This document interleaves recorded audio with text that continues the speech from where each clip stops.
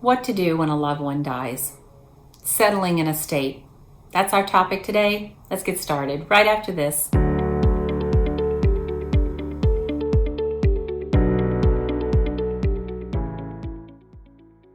Hi, I'm Kim Ward, real estate broker in San Diego, California, an expert at helping executors, administrators, and trustees with homes in probate or a trust. Welcome back to my channel. What to do when a loved one dies. Settling an estate. These are difficult and a necessary part of life. When you become responsible for a loved one's estate, there are many things to keep track of. Here are 10 top things to be aware of. Number 1 is to find the will, if there is one, and secure it and secure the decedent's home. Clients have told me that sometimes finding the paperwork having to do with the estate, including the will, may be difficult to find. So just do what you need to do. Look through desks, follow the trail. Sometimes there may even be a trust and you'll find an attorney name and you can actually contact that attorney to see if your loved one had a trust. But if not, definitely finding the will would be helpful, especially if the estate needs to go through probate, including the real property, the decedent's home. When my mother-in-law passed away about 18 months ago, the family members all were with her, and soon after her passing, we went into her home to locate all the important documents. I remember my brother-in-law having them all spread out on the bed, keeping them all in order so that everything could be managed appropriately once my sister-in-law was appointed as the estate representative. Number 2 is you're going to want to have that will filed with the local courts. If you have an attorney, that attorney can help manage that detail for you. If a will has not been located, then you'll need to contact an attorney in order to start the whole probate process and have someone, usually a loved one in the family or possibly a friend, appointed as the administrator of the estate. Once you are appointed as the estate representative, it's important that you notify all agencies of the passing of your loved one. You'll need to notify entities like the post office, having any mail that would be delivered in the decedent's name now transferred to you, delivered to your address. You'll need to contact all the utility companies and have the utilities put into your name. Any of the decedent's credit card companies should also be notified, as well as banks, including lenders. And that does include, if your loved one had a reverse mortgage, you'll need to notify that company also. And then as you go through the important documents, any other entities that the decedent was involved in should be notified also. If the decedent had been receiving Social Security, for instance, you'll need to notify the Social Security office to stop those benefits from coming.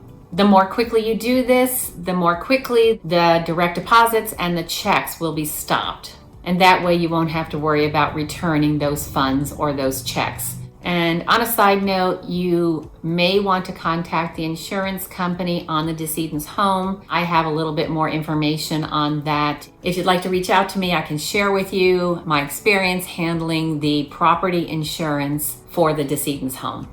Okay, number 4, you'll want to get an inventory on the assets and perhaps appraisals on certain items. You'll need the inventory of the personal property for the probate court. In most cases, it doesn't have to be super detailed, just a general inventory of the decedent's personal property. You'll also need to have a probate referee appraisal on the actual real property, the home of the decedent. Number 5, communicate with the beneficiaries. You or your attorney can contact the beneficiaries, letting them know that the property will be going through probate and give them an idea of the timeline and the expectation of what will happen during that time, including specific documentation that the probate courts will need to have.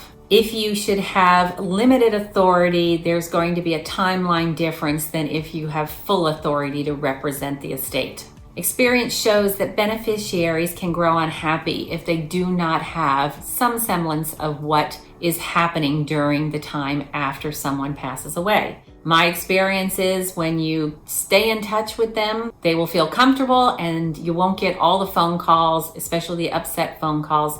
So I think it's really crucial to send emails or phone calls to the beneficiaries on a regular basis so they know what is happening and that something is happening. Because sometimes people think that a probate is like really quick and will get done, and that is not the case. So it's important that you let them know that it could be 9 months to a year before any of the proceeds from the probate will be received by the beneficiaries. Number 6, you'll want to take good care of the assets. This is a key part of the executor or administrator's job. You must keep the real estate maintained, keep the small valuables secure, and you want to keep everything of value insured, including the home. You'll want to keep any investments safe. The goal is to avoid losing money, not necessarily reap more benefits.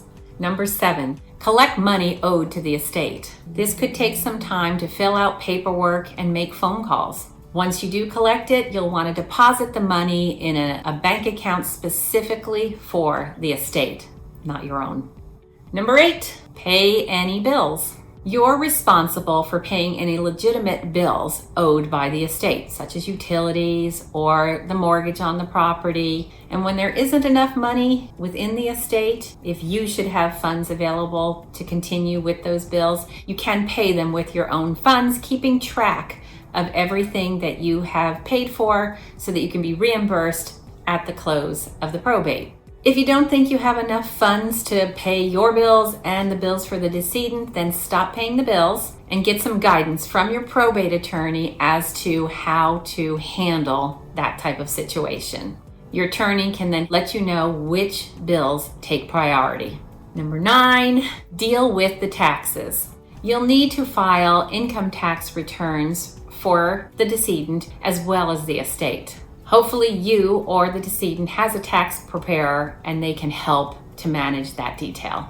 And number 10, distribute the assets. When the debts and the taxes are paid and the probate is closed, you can distribute the assets. This will be your last job to distribute to people and entities that were possibly named in the will, or the court provided those beneficiaries. And then finally, congratulate yourself on a job well done, because it's a big job to manage the end of a loved one's life.